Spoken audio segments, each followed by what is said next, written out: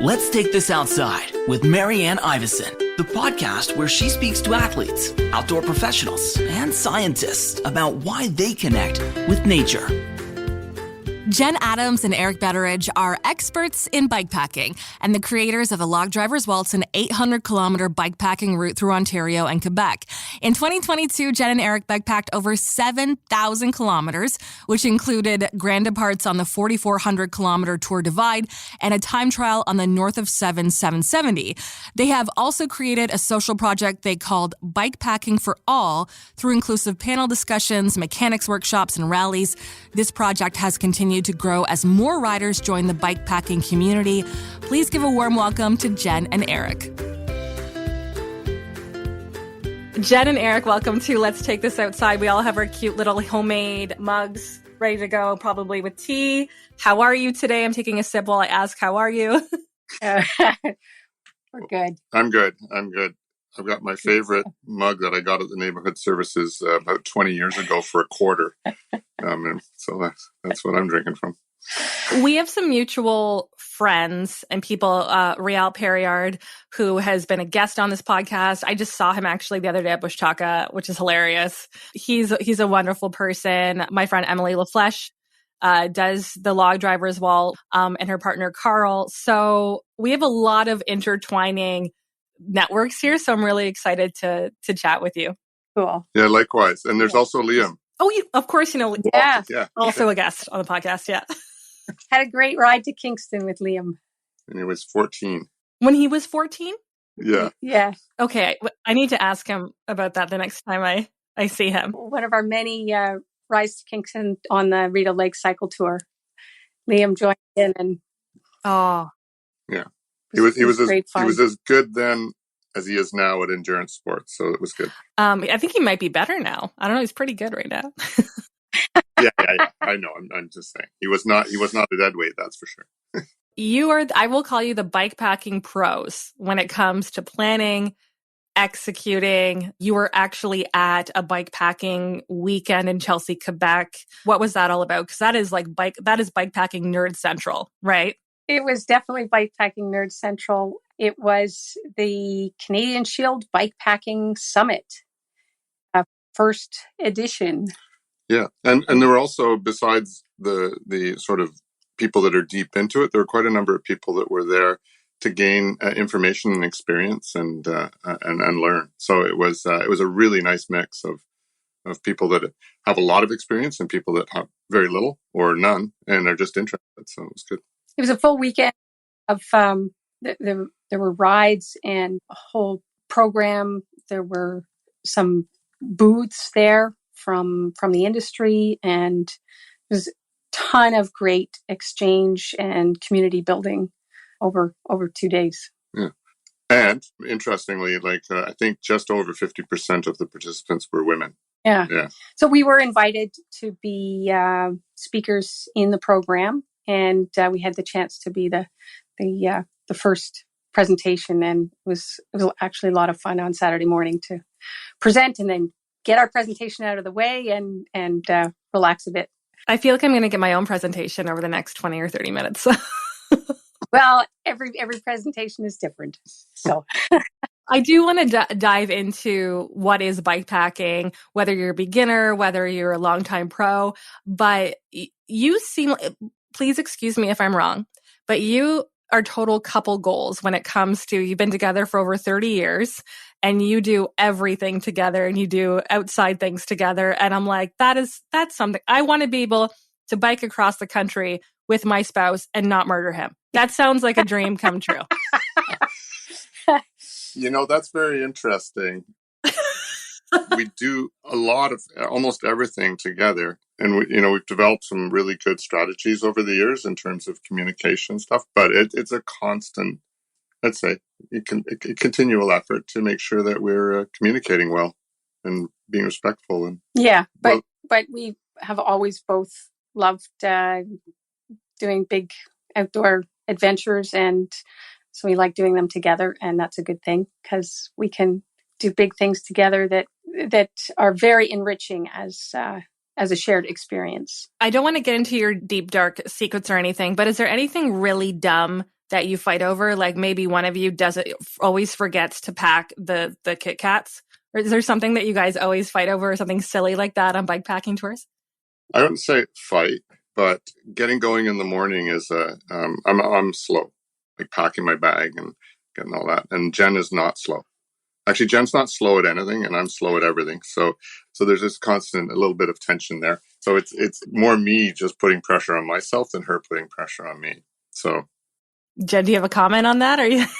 That's that's a reality, but it's not just like forgetting to put the Kit Kat in or whatever. It is a challenging thing that. Yeah, we recognize it, and so we have to do what we can to mitigate it.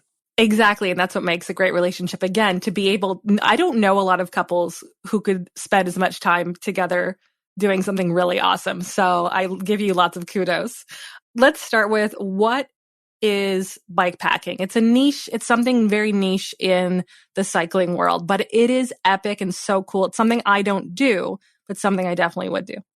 Yeah, it is. It's very niche, and it's not new. The new modern materials have kind of added new dimensions to it. It is, to me, it is really adventuring on a bike. It is cycle touring that is done on a bike that allows you to go off the beaten path and carry what you need on your bike to be self-supported, and carry your gear on your bike in a way that it's not going to flop around, and it allows you the freedom of a bike that will be able to ride single track or ride gravel roads, the back roads. It's cycle touring. It's a lot like if you went ultralight hiking, but you took a bike, and then instead of carrying stuff on your back, you shoved it in little bags and tied them all over your bike. Really, that's another definition. Yeah. I do want to get into more technicalities later, but where did your love of it start? Is it something you discovered together, or is it something that maybe one of you liked first and the other one got into? We've done a lot of cycling over the years, lots and lots of cycling. And Eric has done more cycling than I have. And he's been definitely the one kind of pulling us toward one kind of cycling or another. I would say I did a bunch of cycle touring when I was younger, and I did mountain biking, toured in Europe, and used a bike a lot, but I didn't work in a bike shop like Eric did. No, but we actually got into it pretty much by accident. We were supposed to go on a canoe trip one summer, and well, this will sound wimpy, but it was a really buggy summer, and we hadn't actually chosen where we were going to go. We hadn't really got our food together, and so we thought, let's go for a bike ride instead, because maybe we'll be able to not have to camp in the bugs. I mean, which is kind of silly because we actually have done a lot of camping in the bugs. But that particular year, we just wimped out. And we ended up going to southern Ontario, and we rode a route called the Butter Tart 700, which at that time was 700 kilometers long. I just saw on the web today that it's 798 kilometers long now, because he keeps on adding to it. Actually, I think he's just trying to catch up to us. So we ended up going down to St. Jacobs and riding this 700-kilometer route, sort of as a holiday, really. We didn't take camping gear, and we took credit cards, and Jen booked us a bunch of places to stay, and we went for a week and had a blast. We had a really nice holiday, and it was really just taking a lot of cycling trips of the past one step further. We had done, like, every 24th of May weekend, we would do a bike trip with our kids, and we would head out from our place and ride to Charlotte Lake or ride to Perth, and we would do a 3-day weekend. What was different about this holiday that we did in 2019 was we found a route, a curated bikepacking route. And a friend of ours lent us their Garmin, and Bill actually loaded the route onto it for us. and then we drove to St. Jacobs, and Eric had the Garmin, and he rode around in circles and found the route. And then we followed this line on the GPS unit. And so we we had the experience for the first time of following a curated bikepacking route. And that really is modern bikepacking at its best, where you're riding somebody's route that brings you into awesome country that you might not have otherwise ridden into, known about, and you can plan your trip around somebody else's route that they put out there and share. Yeah. Or you can go exploring yourself. I mean, there's definitely that side of it. Yeah. Yeah. And I think you can probably, I'm assuming here, please correct me if I'm wrong. You can you can camp, or maybe you can book B&Bs, or you can kind of do whatever you want, right? Depending on where you are. Every bike is different. Everybody's interests are different. And every outing is different. And so people can tailor their bike packing to whatever they want to do. And it definitely can be credit card camping, where you just bring a minimal amount of clothing to go out for dinner or what have you. Go light and sleep in accommodation along the way and buy your food. Or you can bring the full kit. You can bring your tent and bring stove and bring food and be completely self-supported and self-contained, not have to sleep in accommodation along the way. You have done, it's called the Grand Departs on the 4,400 kilometer Tour Divide. Is that the correct terminology on that? Yes. Yeah. So that's like the mecca for bike packing, right? For touring, right? That's the big one, right? So correct me, but also doesn't it go from Canada, like Banff, all the way down to like New Mexico? Yes, it does. That's what it is. So yeah, tell me a little bit more about that. But also, how do you even train for a 4,400 kilometer bike ride? I feel like a lot of that's just mental at some point. Like I'm having a hard time wrapping my head around this a little bit. Yeah, you're right. I mean, training. You can't go and train for a 4,400 kilometer route. You can do things that will help you prepare. It actually just started this past Friday, so it's actually running right now. Yeah, and it's actually kind of cool because we're following dots of people on track leaders that we know. The thing about it is that yes, it's mental. A lot of it's equipment preparation, a lot of wear and tear on equipment over 4,400 kilometers, and actually, technically, the Tour Divide is a race. Like, it's an underground race, but many people are vying for the fastest known time on it. Like Leo Wilcox, right? That's one of them. Yeah. Yeah. So she's got the women's fastest known time, and she's actually really close to it. There's a little dot that's her fastest known time moving down the trail at the same time, and she's very close to her own fastest known time. And looks like the men's fastest known time, or the overall fastest known time, might be up for grabs again this year too. So, and that's after probably a good 7 or 8 years. Yeah, it has not been broken. But the Tour Divide is kind of the most well-known endurance bikepacking event. And that's through every kind of weather, every kind of terrain. Like that is everything you could, from again, Banff to New Mexico. I can't think of an ecosystem you wouldn't go through. Yeah, it through 4 states. It leaves the second Friday in June every year in order to have the longest days available, most sunlight available for people to be riding in.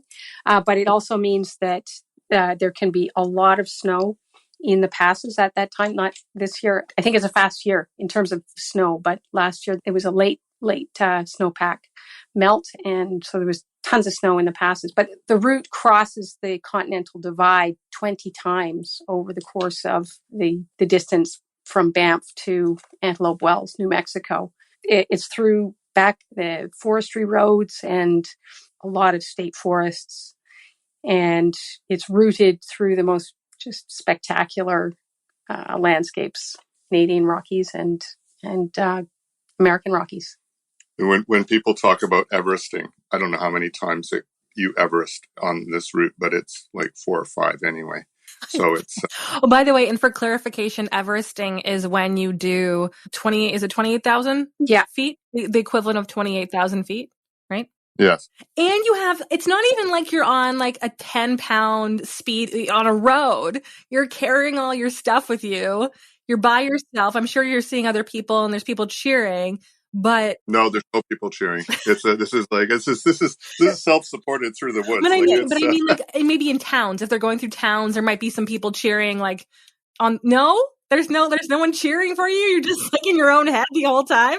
There are individuals along the way that may somehow reach out. They may know about it. There are signs, definitely signs along the way that encourage people. But just want to say one thing, that it is a race. The Tour Divide is a solo, self-supported ride from Banff to New Mexico, or from New Mexico to Banff. So right from the get-go, Eric and I relegated ourselves from the race. We were aiming to be there.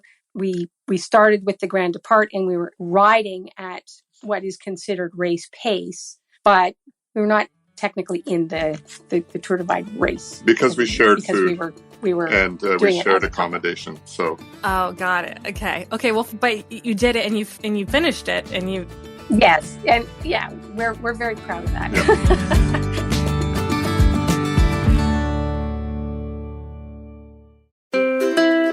Let's Take This Outside now has a newsletter.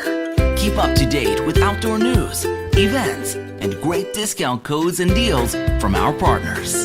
Sign up today at letstakethisoutside.ca. I really want to turn this to, the Tour Divide's amazing, but I want to talk about what you have created for people in Eastern Ontario, the Log Drivers Waltz, which is coming up July 29th, correct? Yes. So did this start in the pandemic? Where did this idea come from? And what does Log Drivers Waltz even mean? Like, what does that have to do with cycling? The Log Drivers Waltz bikepacking route is an 800-kilometer so crazy route that we created around the Ottawa and Gatineau valleys. And we created it, really the idea of it all came together on our drive home from riding the Butter Tart 700, the bikepacking route in the Bruce Peninsula. We had such a good holiday. Also, Bruce Peninsula, like the most beautiful part of Ontario. It's amazing. Oh, it's just gorgeous. Second most beautiful part of Ontario. One of the most beautiful parts of Ontario. Sorry, guys. Sorry, I just interrupted you. Okay. Really gorgeous. And the curated route, the experience of riding a curated route was really, really rich for us. And on our drive home, we said, well, we know the back roads of the Ottawa Valley, and we could put together a really fantastic bikepacking route that we could kind of paint for other people to enjoy this area in the same way that we enjoyed the Bruce Peninsula. Yeah, the goal is to kind of create a guidebook, if you will, that takes people into places that only locals would know about. So it's sharing like the best of the best. It's easy to go and say, okay, I'm just going to ride my bike around someplace, but we really wanted to take people to some of our favorite spots and show the places that we love, and the steep climbs we found, and the great little lakes and nice river crossings. Well, the steep climbs wouldn't be on my list. I thought you meant like cafes. Well, there's also some good cafes, and and B&Bs, and pretty much every kilometer of it has memories for us. So we're sort of sharing our past with where you can get gorgeous or artisanal cheese along the way, and the points of interest of things to see are all mapped out. They're set out for people to plan their ride around. That's something that I really appreciate and really love, because when I've only been gravel biking for a few years. It was a pandemic buy. I love it. But one of the things is like accessibility, finding routes, finding all like ridegravel.ca was one of my favorite. It's been one of my favorite resources. Strava is a great resource, seeing other people's routes, but finding people who are trustworthy, who have done the routes, who know the routes, I think that is such a big part of accessibility when it comes to people being interested in it, because it's so overwhelming, because there's so many roads. You don't know where to go. It can be wildly overwhelming. So thank you for doing your part and creating these routes, whether it's for the Log Drivers Waltz or in general, just around Eastern Ontario. Yeah. And if you're into, as you are into gravel, we have a lot of shorter routes too. I was just, yes, can you, what is the shortest log, like, I'm serious, what's the shortest log driver's waltz route? The cafe, yeah. Well, yeah. Can I do it in like one day? Is there one I can do in like a day? Oh, Well, yes, yeah, for sure. There's a lot around 40 to 70 kilometers, actually. Perfect. If you look on our website, the Gatineau Reels, we have a page for 1 to weekenders and day trips and weekenders, I think we call it. So, and those can be stitched together to make like a 2-day trip or a 3-day trip or what have you. We have a number that are in the 350 kilometer range, which is 3-day trip or a 2-day trip, or for some people a 1-day trip, because some people like to ride through the night. There's a really nice one, actually, that you might like. It's called Up and Over Erdley, and it's 142 kilometers, and it's got a ferry ride in it, and it goes through the Gatineau Park.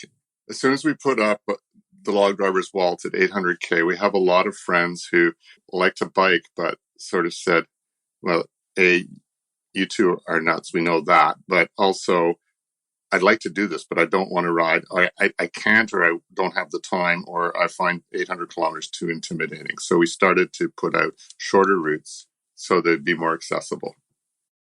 That's fantastic. And say you're not in Eastern Ontario, say you're listening and you're Vancouver or somewhere else in Canada or the US. Is there any other resources that you would direct people to get into bike packing, or any other routes that you would recommend? Sure. I mean, bikepack.ca. So that's a Canmore-based website. What they've done is assembled routes from all over. So that would be a good place to start. There are Facebook groups. I mean, BC Bikepacking. It's actually quite active. We belong to it. And there's always people saying, hey, I want to go up the Cowichan Valley or something. I don't know. And somebody will suggest a route. Routes are exploding.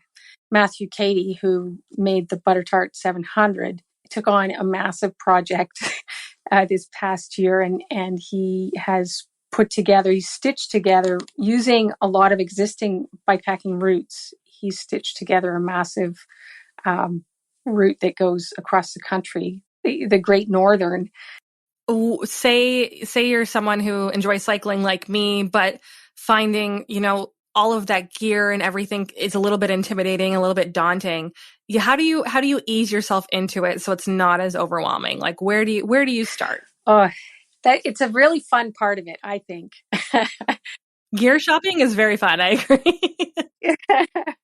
Yeah, but there's also an obsession with gear. You don't need much to get into it. I think that's almost any bike will do, and not bungee cords, but good straps and some dry bags and a rack, and you can head out right away. Almost, I would say. Yeah, and there are bike shops that rent fully equipped bikepacking bikes, and you can borrow. Absolutely, we know that we lend stuff out to people, and we know that there are all kinds of people that are into bikepacking and are very happy to lend gear. So you can try it out. Something I love is a project you have. It's a hashtag also, bikepacking for all, because all I want in this podcast is for people to enjoy the outdoors and do so at all levels. What does that look like, and how can people participate again?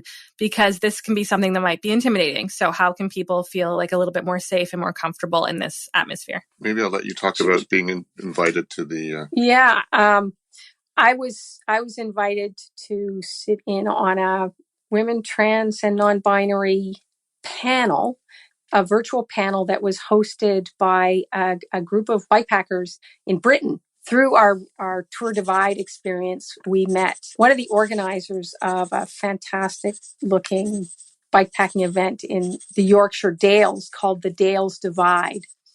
And organizers of that want to see more women riding the Dales Divide. They want to see more women on the line. And this group of women put this panel discussion together of women that had ridden the Dales Divide to share experience of their riding in order to break down the barriers to getting into it. And I thoroughly enjoyed the experience of this panel, and we copied it. We replicated. We copied the structure of it, and we hosted we actually hosted 2 panels with the idea of promoting bikepacking for all. We hosted a panel for women, trans, and non-binary riders, and then an open panel. And we've tried to build from there to do other things that can equip people with the knowledge and the confidence to go out and build their own adventures. And it's been one thing to the next, where we hosted a couple of mechanics workshops. We had a couple of really fun spring rallies where we invite people to go bike packing and camp together on a Friday night in May, and then camp together again on the Saturday. So we rode between Ottawa and Pakenham, and then back to Ottawa on Sunday. And so it's events that build community and really give people experience with bikepacking in a way that will hopefully build a broader participation. Oh, sounds amazing. That sounds so good.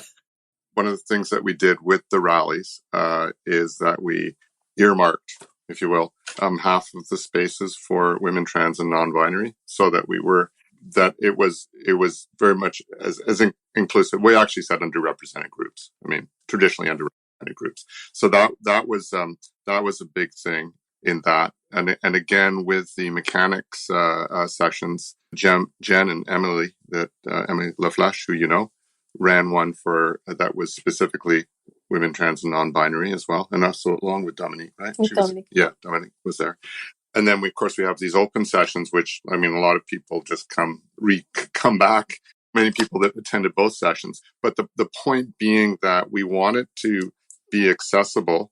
There's 2 sides of bikepacking. There's like the real, I'd say the people that are, wanting to race from Banff to New Mexico, or they want to race, and I'm putting in quotes, but they want to go as fast as they can, and they're very driven. And then there's people that are just, learning, or really actually prefer to go at a slower pace and swim in every lake and, stop and sample all the gourmet food. And riding from pub to pub. Right. We knew people who did that too. So, but I mean, it does mean both ends of the spectrum. So it's not like bikepacking for all is not just like a group within the all, it's all.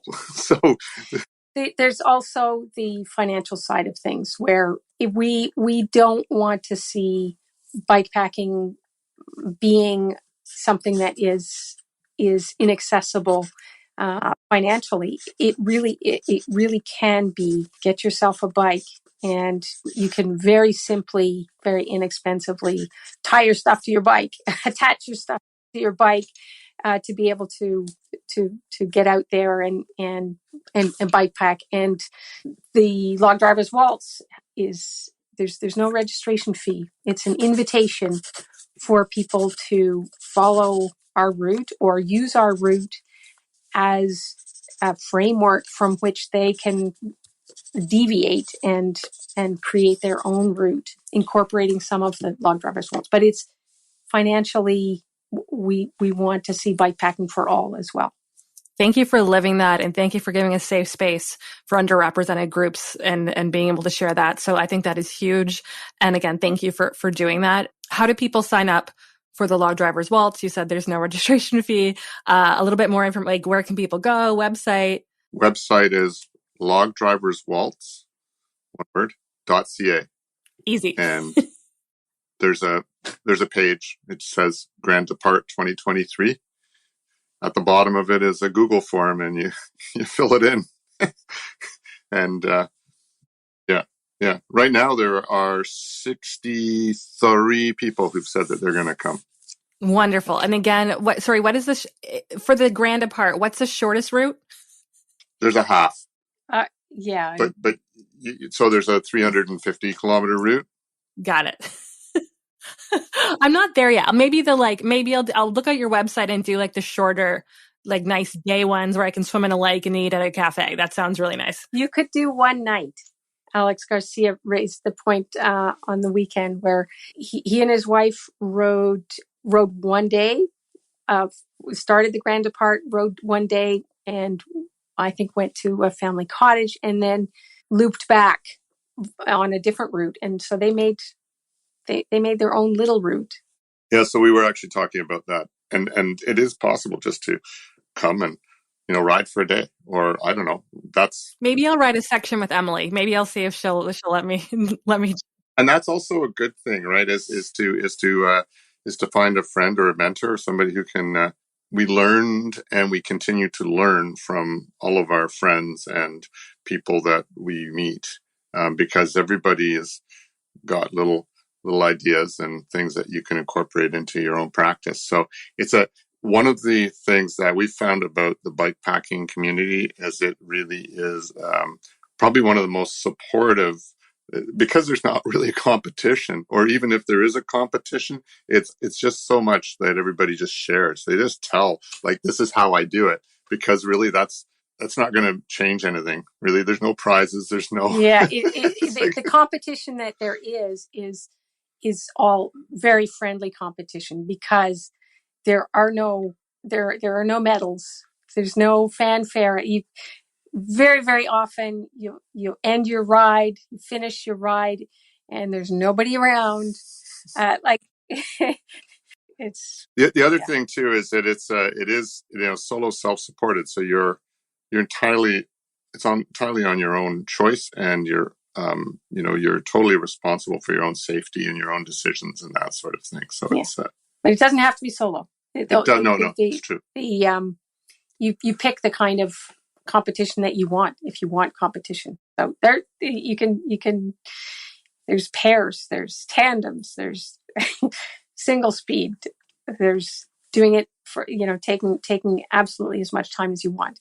Everything's possible. That's what I love about this, and that's why I'm so glad that we connected today. Jen and Eric, logdriverswaltz.ca, coming up July 29th. I'm going to have to bug Emily a little bit more about getting out, and maybe I can ride with you someday. That'd be super fun. That'd be super cool. Thanks for listening. For more Let's Take This Outside, go to letstakethisoutside.ca. Produced and distributed by the Sound Off Media Company.